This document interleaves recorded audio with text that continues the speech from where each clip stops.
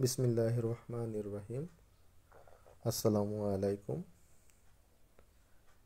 তাহাজ্জুদ নামাজের কিছু হাদিস।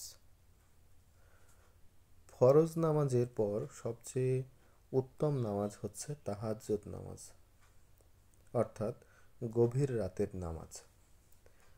আবু হুরায়রা রাদিয়াল্লাহু তাআলা আনহু কর্তৃক বর্ণিত, তিরমিজি, মুসলিম শরীফের হাদিস। 1203।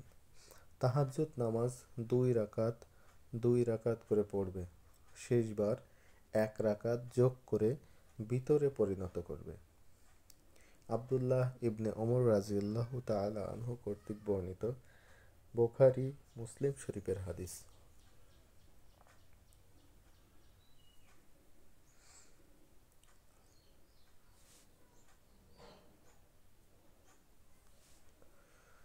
1204। যখন কেউ তার স্ত্রীকে রাতে ঘুম থেকে জাগায় এবং দুজন মিলে তাহাজ্জুদ নামাজ পড়ে অথবা 2 রাকাত নামাজ পড়ে, তখন আল্লাহর জিকিরকারীর তালিকায় তাদের নাম অন্তর্ভুক্ত করা হয়। আবু হুরায়রা রাদিয়াল্লাহু তাআলা আনহু, আবু সাঈদ খুদরি রাদিয়াল্লাহু তাআলা আনহু কর্তৃক বর্ণিত, আবু দাউদ শরীফের হাদিস। 1205।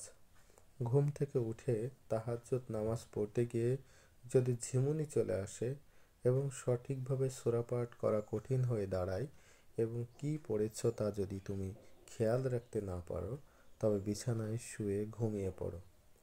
আবু হুরায়রা রাদিয়াল্লাহু তাআলা আনহু কর্তৃক বর্ণিত, মুসলিম শরীফের একটি হাদিস।